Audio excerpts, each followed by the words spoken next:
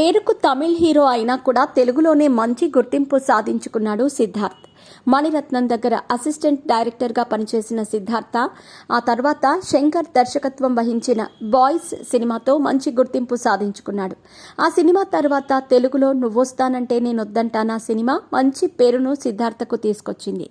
ఈ సినిమా ఇప్పటికీ చూసినా కూడా ఒక ఫీల్ గుడ్ లవ్ స్టోరీలా అనిపిస్తుంది.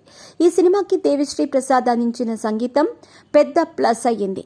ఈ సినిమా తర్వాత సిద్ధార్థికి మంచి గుర్తింపు తీసుకొచ్చిన సినిమా బొమ్మరిల్లు. శ్రీ వెంకటేశ్వర క్రియేషన్స్ బ్యానర్ పైన వచ్చిన ఈ సినిమా అప్పట్లో ఒక సెన్సేషన్. రీసెంట్గా కూడా ఈ సినిమాను రిలీజ్ చేశారు. అప్పుడు కూడా చాలా మంది తెలుగు ఆడియన్స్ ఈ సినిమాకి బ్రహ్మరథం పట్టారు. ముఖ్యంగా ఈ సినిమా పాటలను థియేటర్లో పాడుకుంటూ విపరీతంగా ఎంజాయ్ చేశారు. ఈ సినిమా తర్వాత సిద్ధార్థ కెరియర్లో ఎన్నో మంచి సినిమాలు వచ్చాయి. అలాగే మధ్య మధ్యలో కొన్ని ఫ్లాప్ సినిమాలు కూడా వచ్చాయి. ఈ సినిమా తర్వాత వచ్చిన సినిమాల్లో కొంచెం ఇష్టం కొంచెం కష్టం, ఓయ్, లవ్ ఫెయిల్యూర్ వంటి సినిమాలు కూడా బాగానే ఆడాయి. మీ పెట్స్ కి గ్రూమింగ్ నుంచి బర్త్డే సెలబ్రేషన్స్ వరకు అన్నింటిలో మంచి ఆఫర్స్ ని మాయా టైల్స్ అండ్ ట్రయల్స్ వారు మీ ముందుకి తీసుకుని వచ్చారు. ఎక్కడో కాదు, మన బాజ్పల్లిలో. Phone number 8985555318. ఒక స్టేజ్లో తెలుగు సినిమాలు చేయటం పూర్తిగా మానేశాడు సిద్ధార్థ్.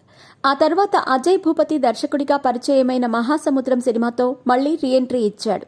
ఎన్నో అంచనాల మధ్య వచ్చిన ఈ సినిమా బాక్స్ ఆఫీస్ వద్ద డిజాస్టర్గా మిగిలింది. ఈ సినిమా తర్వాత టక్కర్ అని ఒక డబ్బింగ్ సినిమాతో కూడా ప్రేక్షకుల ముందుకు వచ్చాడు. ఈ సినిమా కూడా ఊహించని సక్సెస్ సాధించలేకపోయింది.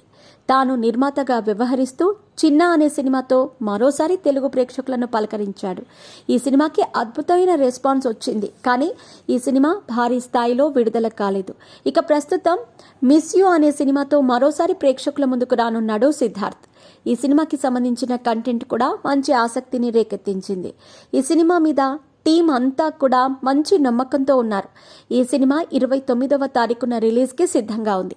అయితే ఆ తర్వాత వారం రోజుల్లో పుష్ప సినిమా కూడా రిలీజ్కి సిద్ధమవుతుంది. దీని గురించి సిద్ధార్థ మాట్లాడుతూ, ఈ సినిమా బాగుంటే థియేటర్ నుంచి ఎవరూ దీన్ని తీయలేరు.